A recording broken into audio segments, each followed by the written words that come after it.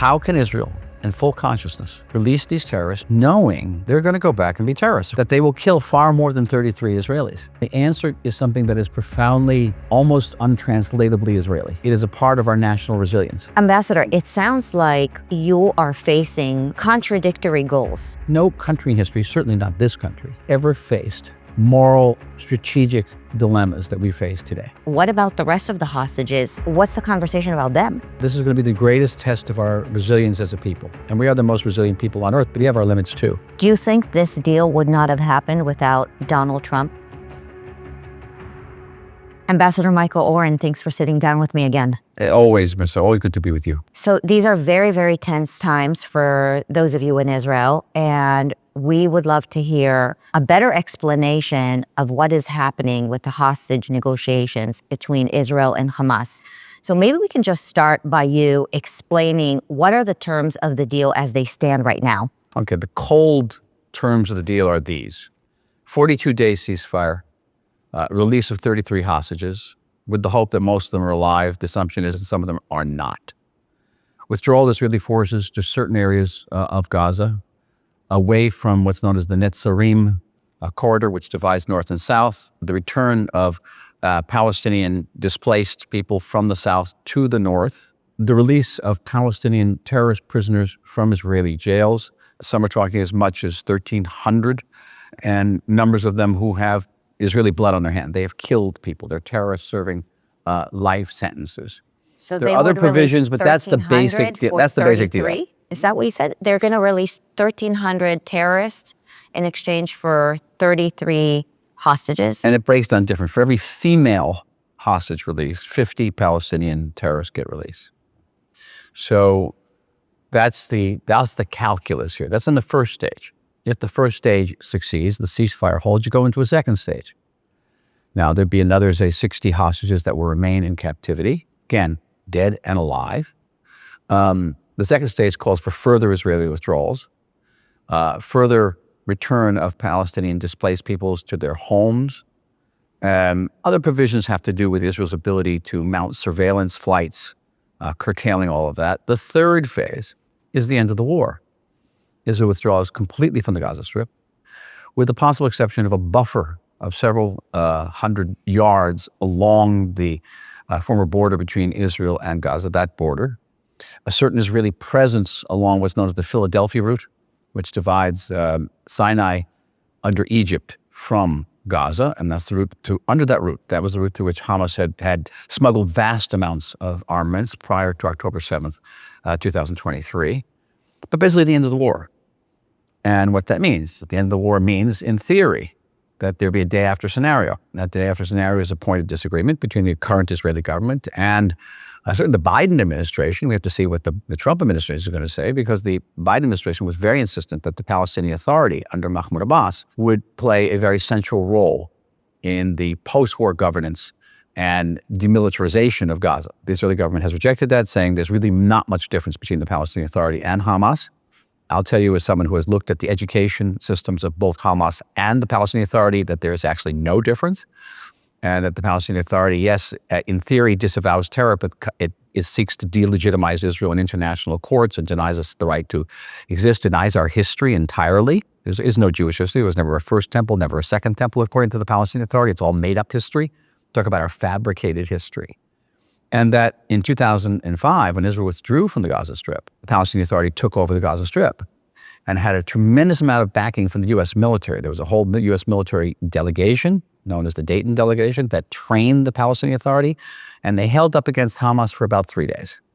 3 days? Yes, in 2007, and they were overthrown. So you are saying that even if the Palestinian Authority comes in instead of Hamas, the likelihood of them staying is very slim? Well, based on history. You can say they're going to come in again, they're going to have all this backing from the international community, but when Hamas comes out of the tunnels, and Hamas came out of the tunnels today, they are parading through the streets of Gaza and celebrating today. They're not defeated. So they feel like this deal is good for them? They think it's victory. Why? In a way, it is certainly it's victory, because Hamas doesn't care about the destruction of Gaza. Hamas couldn't care less about Palestinian civilian deaths. In fact, it likes Palestinian civilian deaths, because it's through those deaths that they can bank on international pressure against Israel. So the more Palestinian civilians die, the more pressure gets on Israel to let Hamas live. They also, how should I say this sort of politely, they love rubble. They love debris because victimhood is what they're about. And so when they come out of their tunnels and they look at the moonscape of Gaza, for them, for us, it looks like a victory. For them, it looks like a defeat for them. But for them, it looks like a victory. We are standing on top of the rubble. I was in government for years in Israel. One horrible day back in 2017, the prime minister called me into his office and said, I have some bad news for you. You're going to be in charge of Gaza. So I did a crash course on Gaza. And one of my first visits was to visit the southern command of the Israeli Internal Security Service, the Shabak.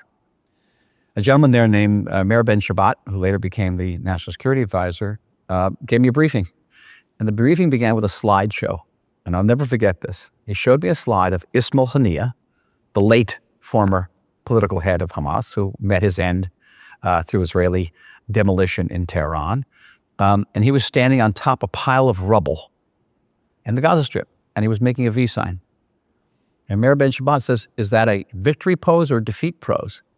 And being, a nice former Jewish boy from New Jersey, I said, well, it's defeat pose. You're standing on a pile of rubble. He says, no. That's a victory pose for Hamas. Because Hamas has only to win, Hamas only has not to lose. And that's a sign of victory. Standing on top of the rubble means the Israelis did all this, and I'm still standing. I win. That is what we're witnessing today, the victory pose. Ambassador, we mentioned the 33 hostages that are maybe going to be released. They may be dead, they may be alive. But my recollection is that there are close to maybe over 90 hostages. What about the rest of the hostages? So Israel is going to release 1,300 terrorists in return for 33 hostages, but there's still many more hostages. What's the conversation about them? It's more Palestinian terrorists released from our jails. It's more Israeli withdrawals from the Gaza Strip. It's also a provision of increasing amounts of humanitarian aid to come into Gaza. And keep in mind, Hamas is going to acquire about 60% of that aid. So that's actually a subsidy for Hamas. Understand this, and this is so difficult for American audiences to understand, what hostages mean for the state of Israel. And the best example I can give you is a conversation that occurred in October, only days after the war began, between two of my children. My daughter, Leah, who is a combat veteran for the Golani Brigade, says to me, Dad, I don't care who wins the war. As far as we're concerned, we lost the war on October 7th. Israel has one duty and one duty only, and that is to redeem the hostages. Because if we fail to do that, I will not be able to send my children to the army. A covenant will be broken. Yeah. Her brother, who's also a combat veteran, was actually wounded by Hamas in battle, said, yeah, but if we don't destroy Hamas, you won't have an army to send your kids to. They're both right. And that argument goes on inside every single one of us, So a very compelling counter-argument would be, how can Israel release terrorists who are going to commit terrorism? Yahya Sinwar, the head of Hamas up to recently, the mastermind of October 7th, was released in the Gilad Shalit hostage exchange deal of 2011. We exchanged 1,027 terrorists for one Israeli soldier. Very popular in Israel at the time.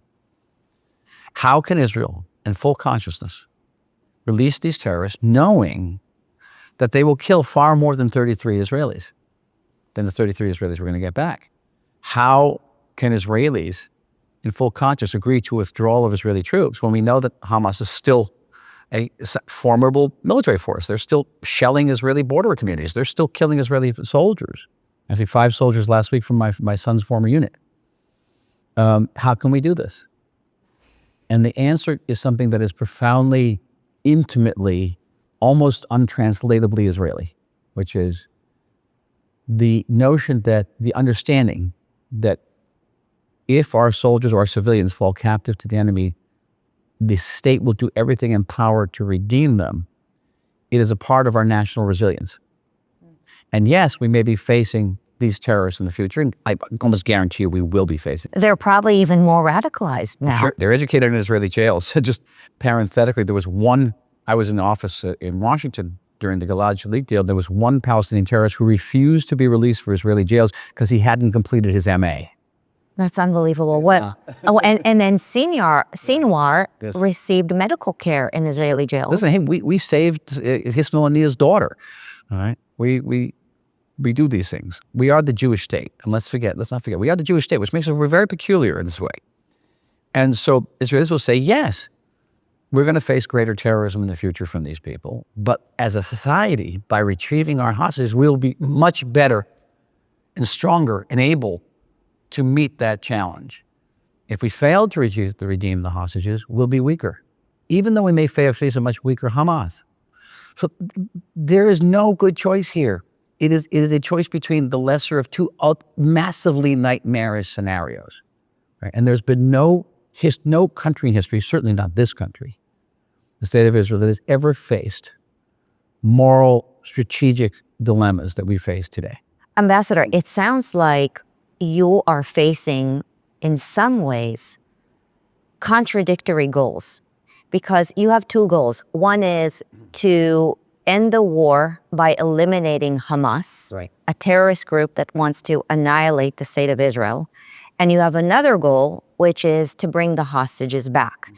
And in order to bring the hostages back, you have to release hundreds and hundreds of terrorists that are telling you that they're going to come back and commit these crimes again, and very likely try to take additional hostages and certainly more lives. And those terrorists in our jails have killed Israelis. Two of my friends who have lost loved ones, one a brother, one a father, are devastated today because the people who killed their loved ones are getting out scot-free. And they're going to get a hero's welcome coming home. So think what this does to the national morale. There's no end to the horrors here, Marissa, just aren't. How are Israelis grappling with this? Because they would know it's an additional threat to them when you're releasing these terrorists, right? They would be, I'm sure their hearts are broken over the hostages and they want to bring them home.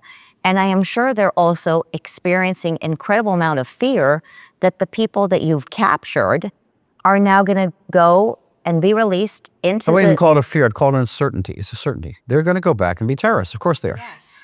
And I wrote an article for the Free Press last week. And this was the premise. It made some ripples, which was our initial goal, which was to destroy Hamas, total victory over Hamas, and total redemption of the hostages. From day one, from October 7th, we're mutually exclusive. You couldn't do both.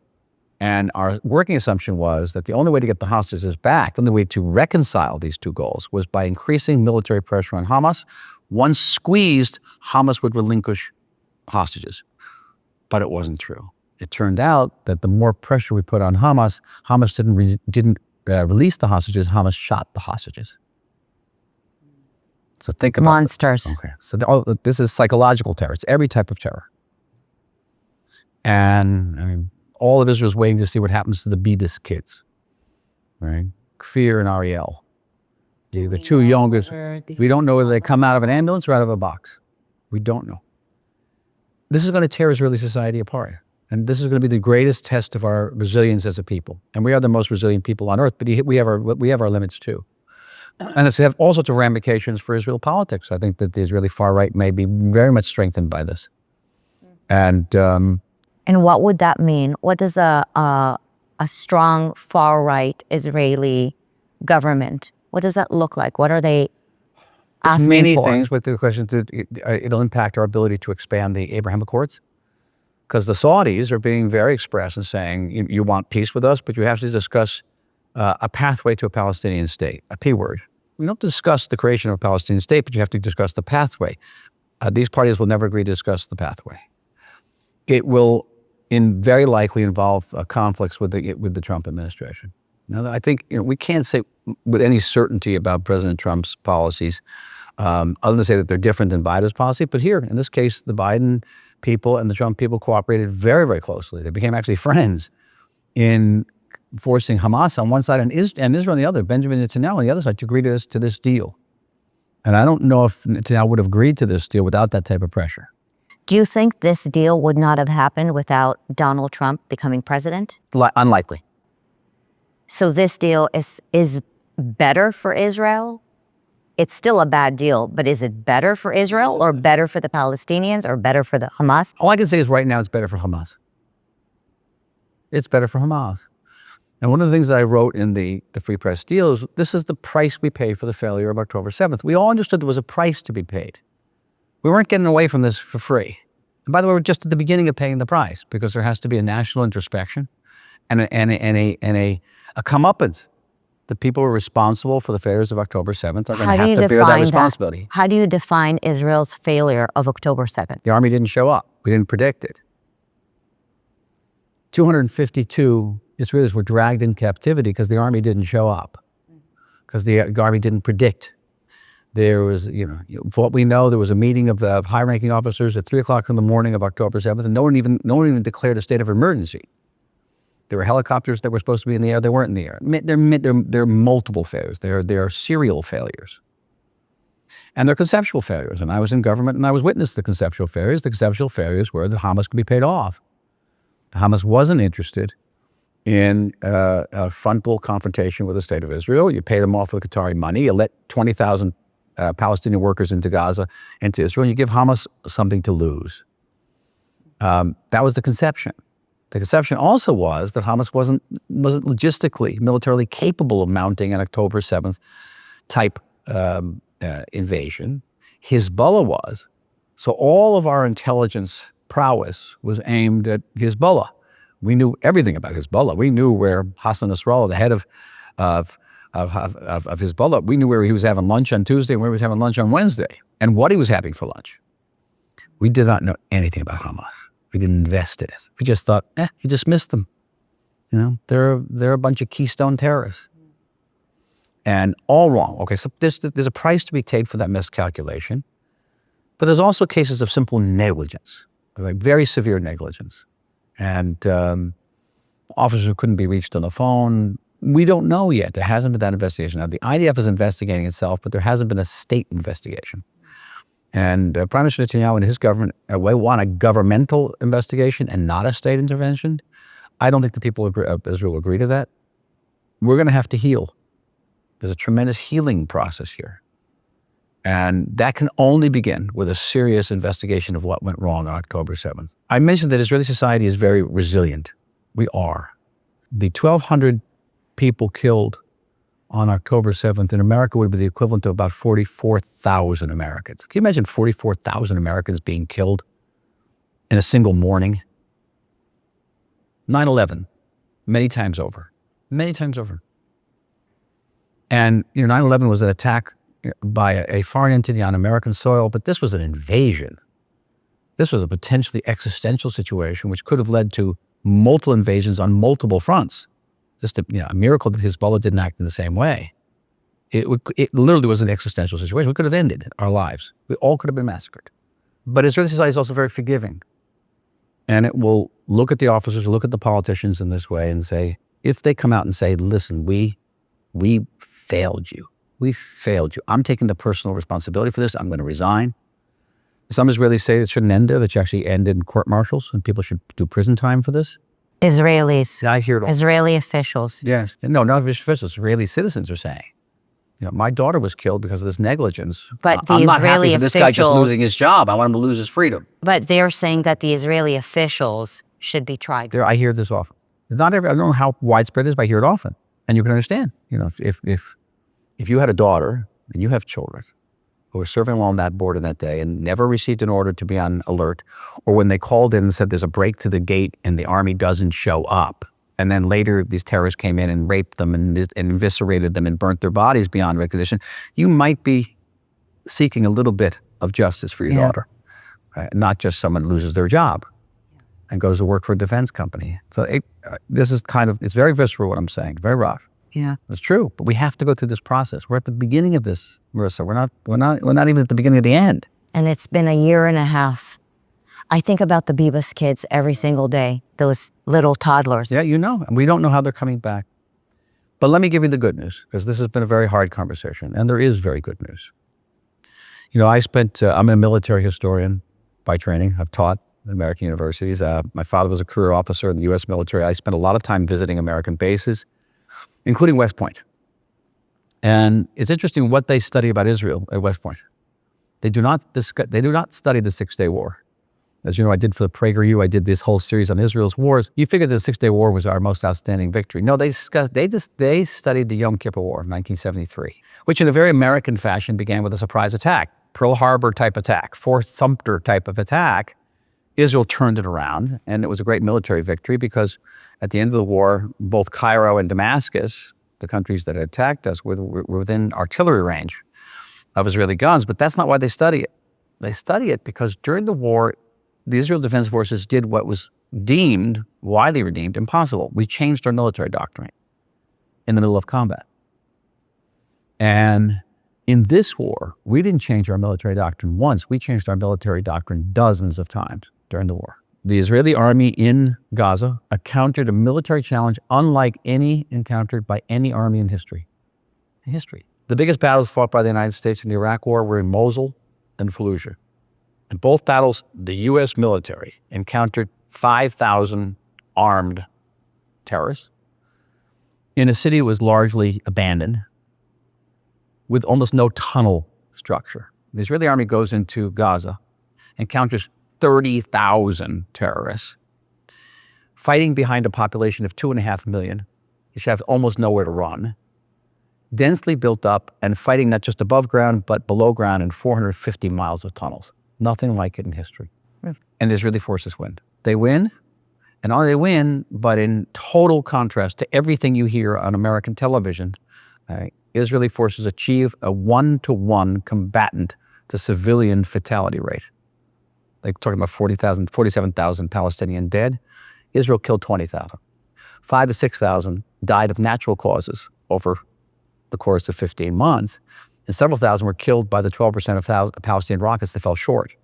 You deduct all that from the 47,000, even assuming the 47,000 is right, which of course it isn't, but even assuming it is, you've got 1-to-1. No army in history ever came close to that. The United States fought in Iraq and Afghanistan. At the very least, it was 9 civilians to every combatant killed. Get no credit for that. Now, that's just in Gaza. How about Lebanon? When we were facing what everyone thought was the most powerful military force in the Middle East, that within several weeks, the Israeli army took out 80% of their rocket capacity. That's Hezbollah. Eliminates Hezbollah. Took out almost all of their leadership with this brilliant pager and walkie-talkie operation. Sent airplanes to execute 85 bombing runs on Hassan Nasrallah's headquarters and cut through 60 feet of concrete to kill him and kill his entire leadership. The Houthis in Lebanon, in Yemen, Israeli planes fly 2,000 kilometers to bomb them, refueling in midair.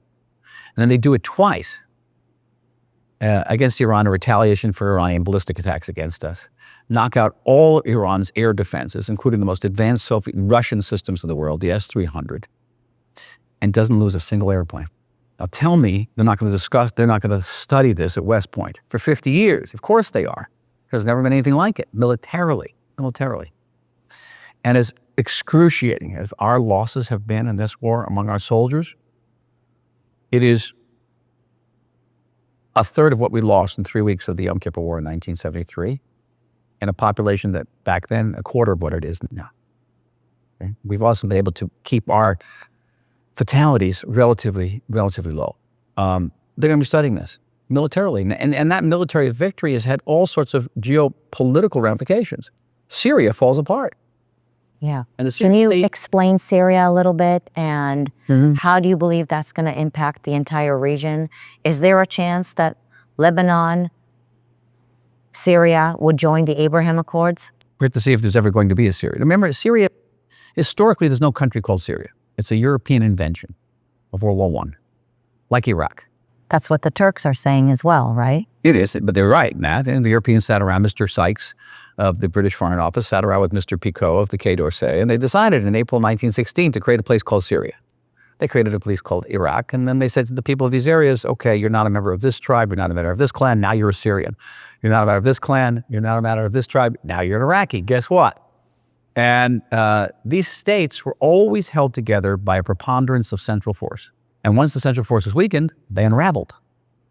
All right? And we saw it happen in Iraq when Saddam Hussein went down. And now we've seen, after the fall of the Assad regime, it's happening in Syria. It unravels. It's yet to be seen whether the Tahrir organization that led the revolt against the Assads, are they those central forces that are going to keep Syria together, or will Syria break up into ethnic areas? The Alawites along the coast and the Druze up on the mountain, the Christians along the Lebanese border, Sunnis different places, which wouldn't be a bad outcome for the state of Israel. The Syrian state has only existed to threaten its neighbors. You can't think of anything good that has come out of Syria being Syria. All right. It wouldn't be a bad thing. Israel has also, another military achievement was completely eliminating the Syrian army. Oh my, like within 3 days. Who thought any army could do that? We sunk their navy. What do the Syrians want? I mean, especially the Christian Syrians living there. Who knows? I think they may want different things. You're going to see bloodshed there. You're already seeing bloodshed there. And there's going to be a fight over the future of Syria, whether it holds apart, whether it holds together, or breaks apart. I think from Israel's perspective that a Syria that is not a threat, a state that can threaten its neighbors is not just in Israel's interest, but it's in everyone's interest. Now, the other geopolitical ramifications is that now Hezbollah, which was supplied by Iran over Syria, withers on the vine, can't get resupplied. The Russians get a blow because the Russians were in Syria, and that's the blow to them. Iran is weakened. And it was weakened before. They have no electricity. Their schools are closed. Their factories are closed. We helped a little bit. We blew up some pipelines in February.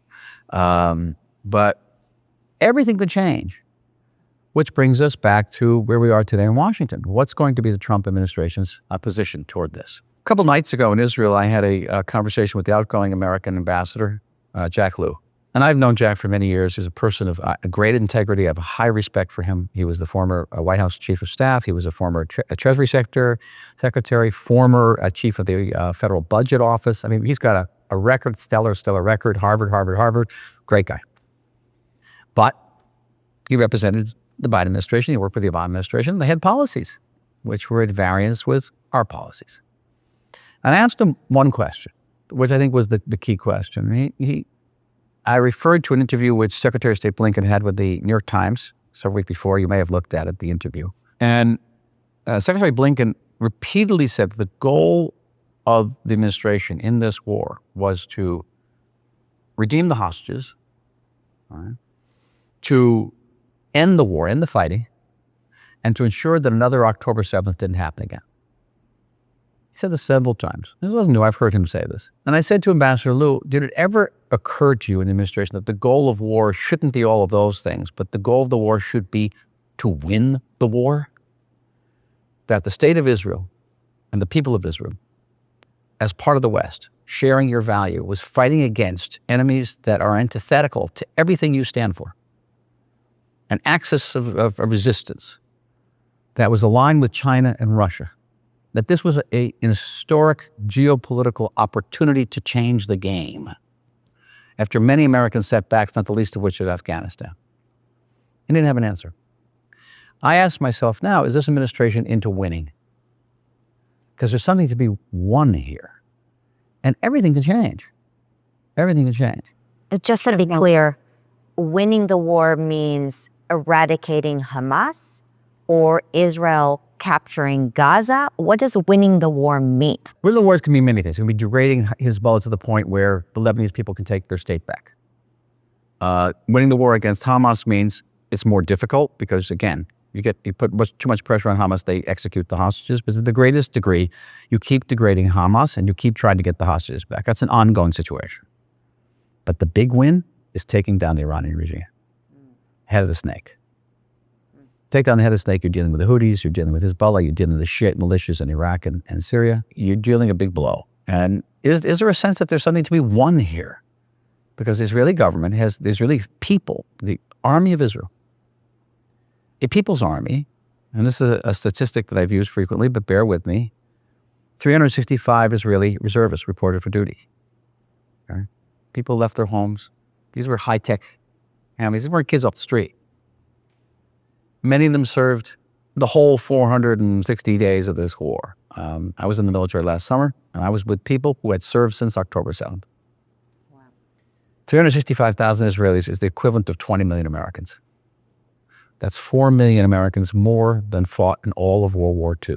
You don't have a country in the world like this. You have an ally that you can't measure the value of that ally. Do we do everything that America likes? Do we wage this war the way everything that the Biden administration wanted? No.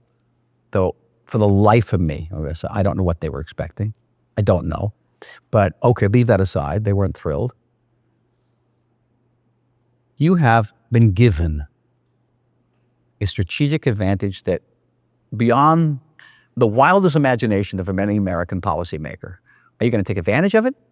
Are you going to try to hamstring it? As Ambassador, a year and a half almost after October 7th, this war has been going on.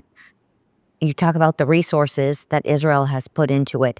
Is Hamas less lethal today than it was in the beginning? And what do you believe is the progress that has been made if the ceasefire and all the phases actually work out, which I'm curious, what are the chances that they will work out? If they do work out, what does the near future look like, and what does the long-term future look like? So let's assume the doubtful, that Hamas keeps the ceasefire.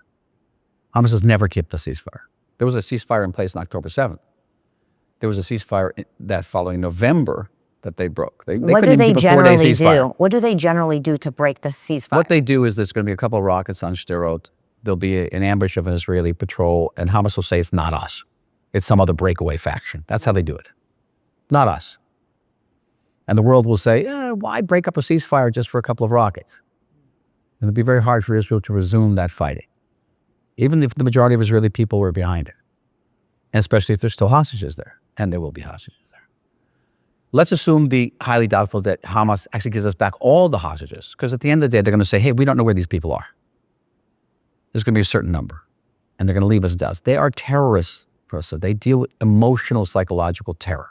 Terror. That's why they won't give the names of the people who are alive and dead. That's why they won't tell us about the fate of the Bibas children, because they know the impact on Israeli society. It's what they're about.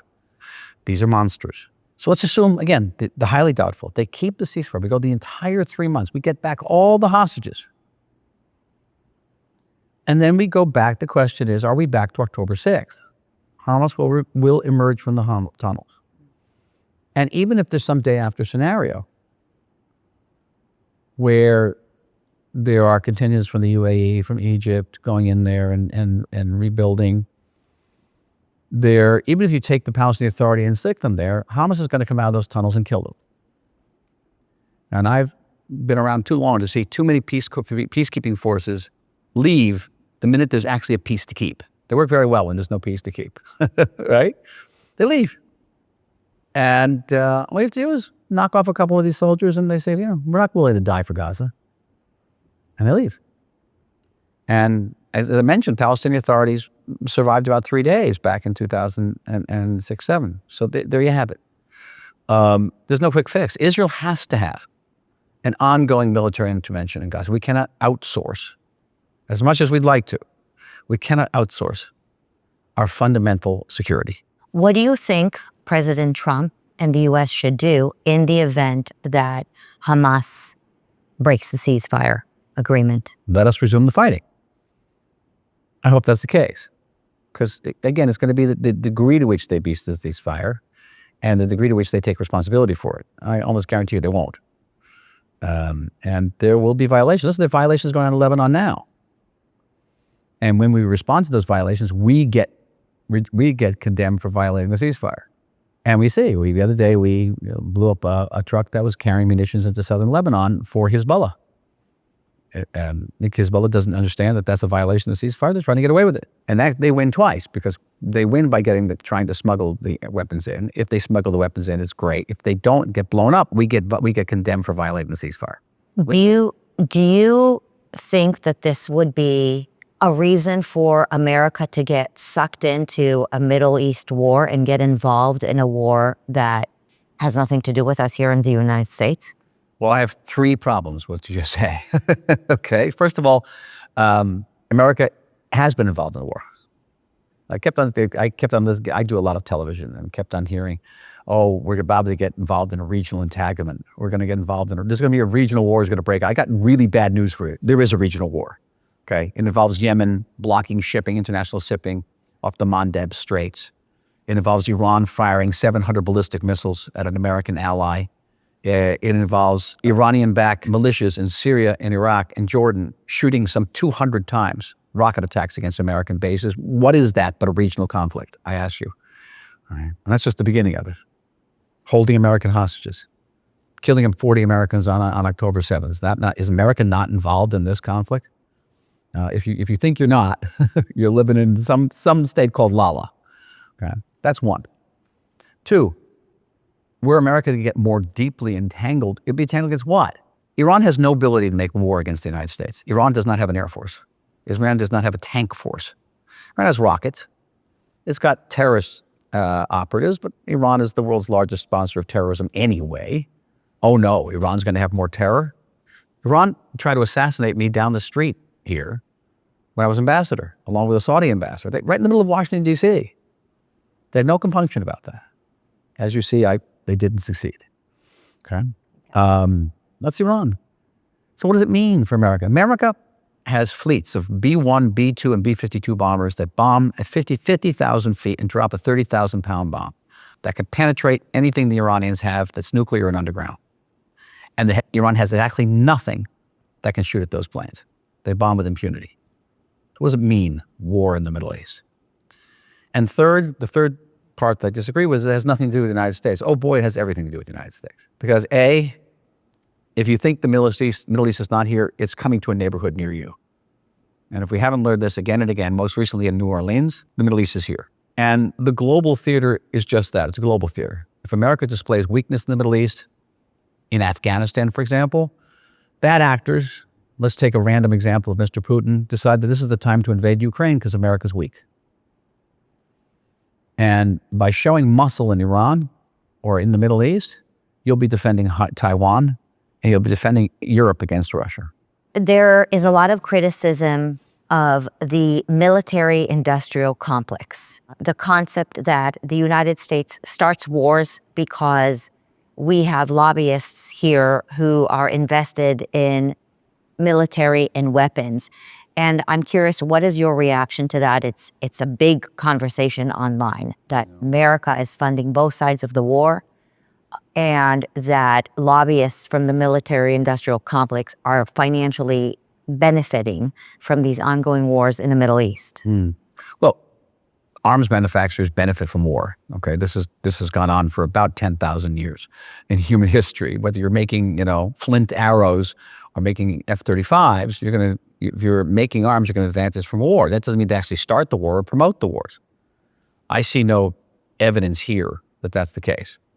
And there's also a downside to this, and the Russians have learned this in a very painful way. One of the aspects of this war that has been underappreciated for curious reasons by the Biden administration was the fact that in every encounter in the war in the Middle East between American arms and Russian arms, American arms have proven vastly superior. That's just in a message to markets around the world, because the big arms markets today. Why would you buy a used S-300 system from Mr. Putin? Because they don't work. And this was supposed to be the most advanced anti-aircraft system in the world. They didn't work. They didn't take down a single one of our planes, and we destroyed 4 of them in Iran in one go. And so, was this war beneficial for American arms manufacturers? You betcha. Was it bad for the Russians? You betcha. I wouldn't buy Russian arms now. I wouldn't. And human nature is such that countries need armies, and armies need to defend themselves. It is such. But I don't think the arms manufacturers promoted this war at anything. And if, in fact, the Biden administration acted against the interests of sometimes of these arms manufacturers by withholding arms shipments to Israel. Right?